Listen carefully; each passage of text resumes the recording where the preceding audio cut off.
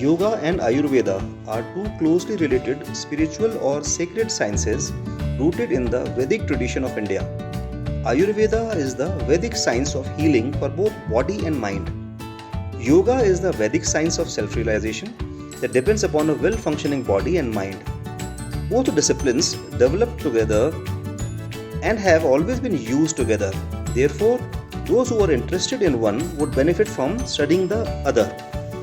Life or Ayu is the combination or samyog of body, senses, mind and reincarnating soul.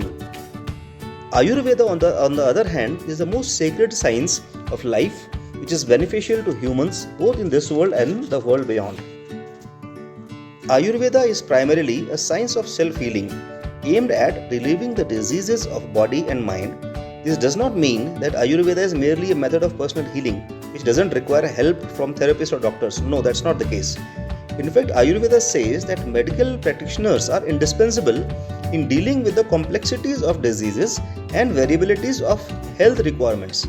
Ayurveda as self-healing means that it is concerned with restoring wholeness with our inner self as its ultimate goal, which is spiritual healing.